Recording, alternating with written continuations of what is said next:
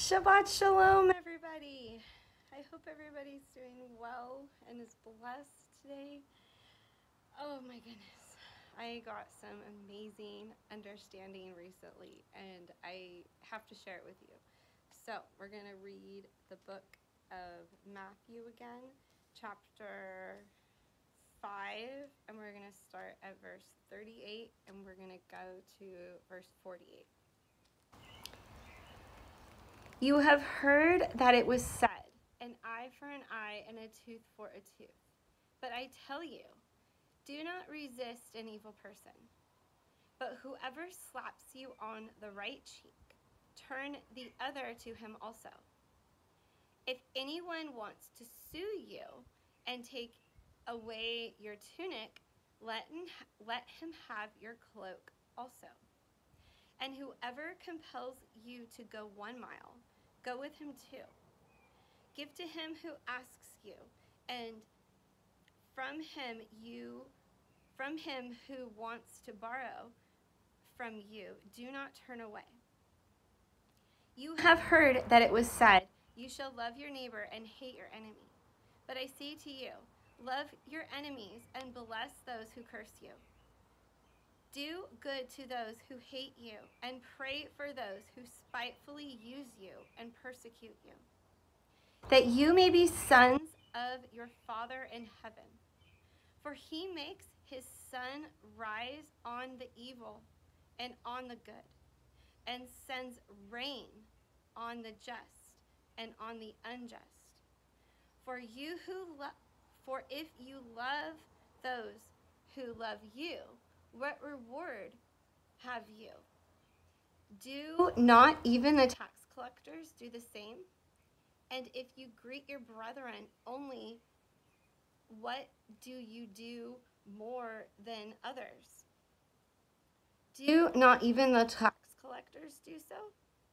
Therefore, you shall be perfect, just as your Father in heaven is perfect.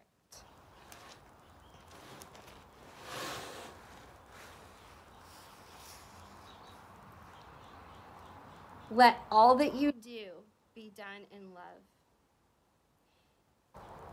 This means to not react to someone.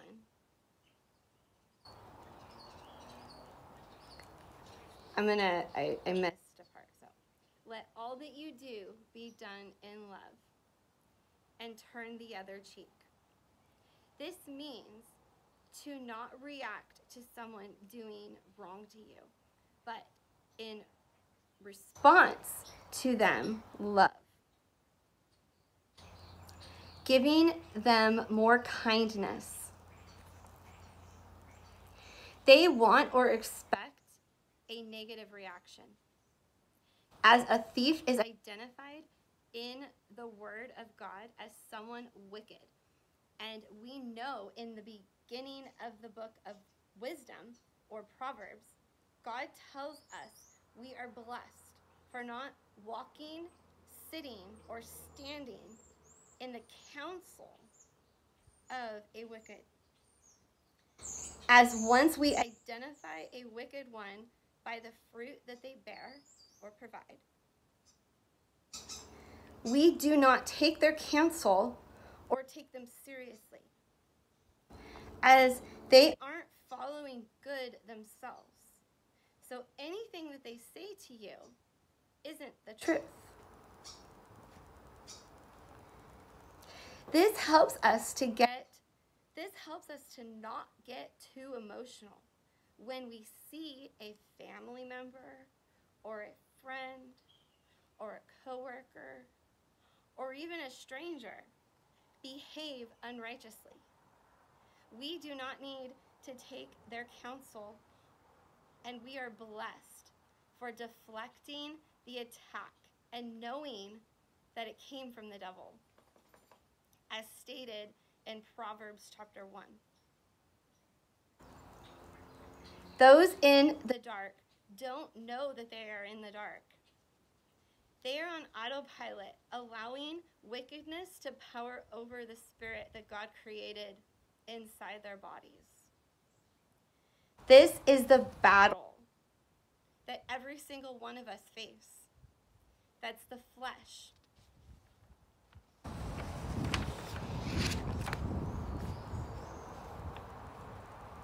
And we are to not allow the flesh to overcome the spirit by fixing our minds on the Word of God.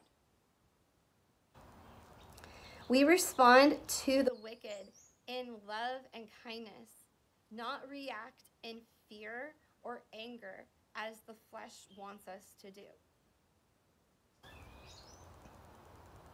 Because our flesh is under the powers of the prince of this world, Satan,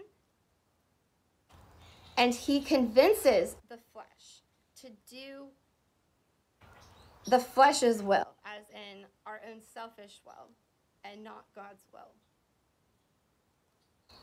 God leaves the decision up to you to decide to be wise and love, fearing God, honoring and obeying his commandments, and learning from our loving Father and doing his will to live in eternity with him forever and ever, or to be foolish and follow after our own ways and the ways of this world. One choice will bring life, the other brings death. Which do you choose? I know I choose to be wise, and I choose to follow in God's light.